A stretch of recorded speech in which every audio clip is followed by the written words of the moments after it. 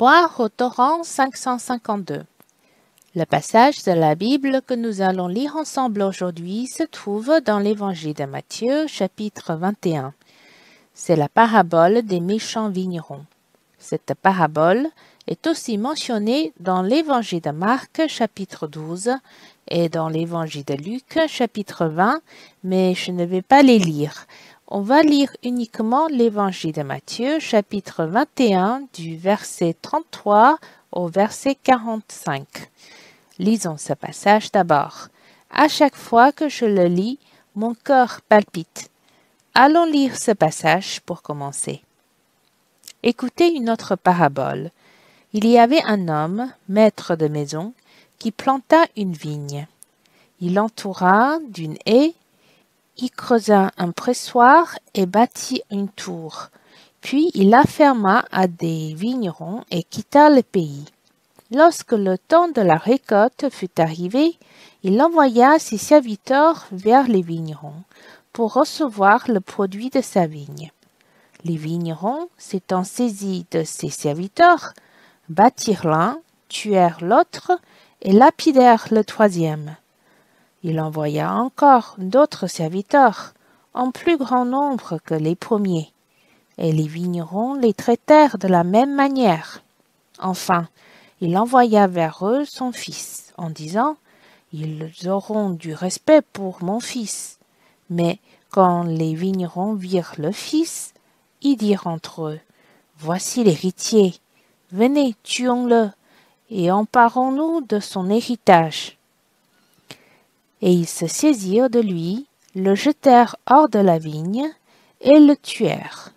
Maintenant, lorsque le maître de la vigne viendra, que fera-t-il à ces vignerons? Ils lui répondirent, il fera périr misérablement ces misérables. Il affermera la vigne à d'autres vignerons, qui lui en donneront le produit au temps de la récolte. Jésus leur dit, n'avez-vous jamais lu dans les Écritures, la pierre qu'ont rejetée ceux qui bâtissaient est devenue la principale de l'angle. C'est du Seigneur que cela est venu, et c'est un prodige à nos yeux. C'est pourquoi je vous le dis, le royaume de Dieu vous sera enlevé, et sera donné à une nation qui en rendra les fruits. Celui qui tombera sur cette pierre s'y brisera, et celui sur qui elle tombera sera écrasé. Après avoir entendu ces paraboles, les principaux sacrificateurs et les pharisiens comprirent que c'était d'eux que Jésus parlait. Le dernier verset vous indique à qui le Seigneur Jésus s'était adressé. C'était aux principaux sacrificateurs et aux pharisiens. Ce sont les méchants vignerons dans la parabole du Seigneur Jésus. Ils ont tué les serviteurs envoyés par le Maître et son Fils unique, l'unique héritier. Lorsque les principaux sacrificateurs et les pharisiens l'ont entendu, ils étaient évidemment très mécontents. Cette parabole racontée par le Seigneur Jésus désigne les personnes qui ont rendu le mal pour le bien.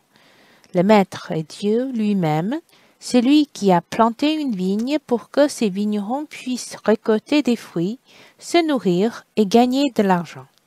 Il leur a été aussi accordé une grande autorité. Malheureusement, poussés par leur cupidité et leur manquement, ils ont péché. Ils ont trahi ce maître et voulaient s'approprier de ce que le maître possédait. Ils étaient ingrats au point de battre et tuer les serviteurs envoyés par le maître. Les serviteurs du maître sont les prophètes et les serviteurs envoyés par Dieu pour les persuader de se repentir. Mais ils les ont tout de même tués. À la fin, ce maître a envoyé son fils. Il s'agit de Dieu, du Fils unique de Dieu, le Seigneur Jésus. C'est dommage qu'ils aient rejeté le Fils de Dieu, le Christ qui a été envoyé par Dieu. À travers cette parabole, le Seigneur Jésus parle des péchés des principaux sacrificateurs et des pharisiens. Aussi, il se voit tué par eux. Quand je lisais cette parabole dans le passé, j'étais toujours fort indignée et trouvais ces méchants vignerons vraiment scandaleux. Mais aujourd'hui, j'ai deux sentiments qui m'ont beaucoup ému. D'abord, le Seigneur avait hâte de raconter cette parabole aux principaux sacrificateurs et aux pharisiens. Ce sont les personnes qui auront part à son meurtre. On voit que le Seigneur est plein d'amour, car il espérait beaucoup que ses principaux sacrificateurs et ses pharisiens reconnaissent leurs erreurs et leurs péchés. Ils ont grièvement offensé Dieu. Bref, il espérait qu'ils allaient se repentir. La raison pour laquelle que je dis cela est que dès le début de l'évangile de Matthieu, chapitre 21, verset 33, le Seigneur Jésus a dit « Écoutez une autre parabole ». La parabole précédente est celle des deux fils. Il a déjà montré l'hypocrisie du fils cadet qui a promis d'aller travailler, mais n'a pas du tout suivi les ordres de son père. Le Seigneur leur a dit encore une fois « Écoutez une autre parabole ». On peut voir la hâte du Seigneur et à quel point il souhaitait qu'à travers sa parole, ces personnes pouvaient se réveiller. Je pense que le Seigneur voulait aussi les sauver et ne voulait pas qu'ils s'enfoncent dans les péchés. La pitié et la miséricorde du Seigneur sont vraiment étonnantes. Il aime vraiment ceux qui le blessent. Il arrive à aimer ses ennemis. Il est capable de dire des paroles de pardon sur la croix. L'amour du Seigneur est vraiment fort. Le deuxième point dont je veux parler est que Abba a envoyé son fils unique. En fait, dans cette parabole, les serviteurs envoyés par le maître ont été tués l'un après l'autre.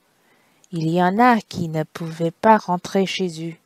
Le fils qui sera envoyé voyait déjà ces circonstances, mais il a tout de même accepté. Il a obéi à son papa. Évidemment, à la fin, il a été tué par les méchants vignerons. Ce fils unique est le Seigneur Jésus. Il a obéi à Dieu volontairement. Abba a fait de lui notre souverain sacrificateur et le Seigneur l'a accepté, sans ignorer ce qu'impliquait de devenir souverain sacrificateur. Cela comprend qu'il doit se donner pour devenir le sacrifice.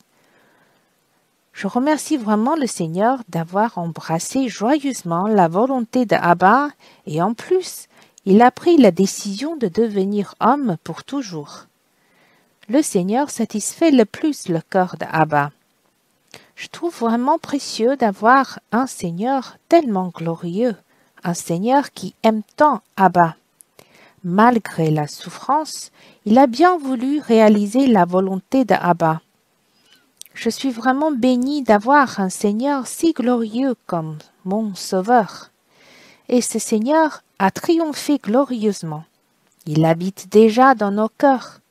Aujourd'hui, il est uni à nous. Même Abba, le Seigneur et le Saint-Esprit habitent dans nos cœurs. Quel bonheur! Je ne cesse d'être reconnaissant. Même si à chaque lecture de cette parabole, mon cœur se serre, cette fois-ci, par contre, j'ai ressenti profondément l'amour du Seigneur. Il aime profondément Abba et il aime aussi profondément chaque personne.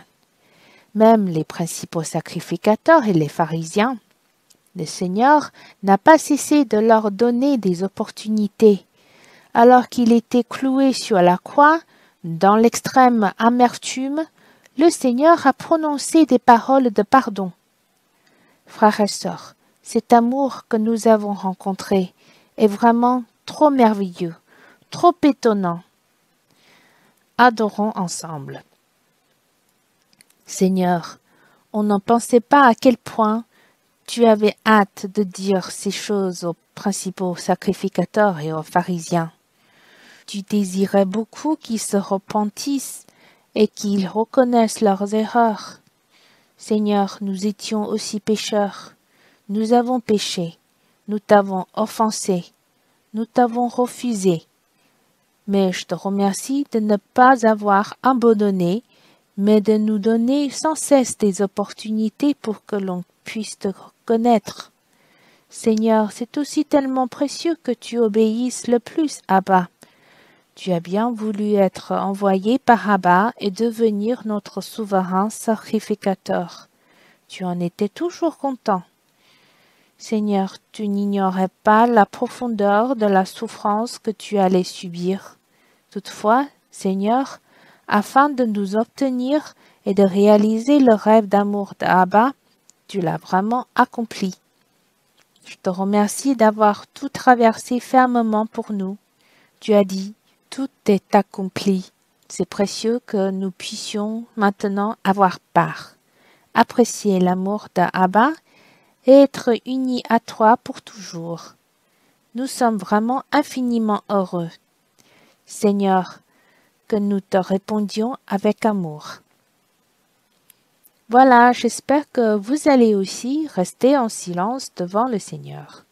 Ayez un peu de temps pour communiquer avec lui en amour. Que le Seigneur nous bénisse.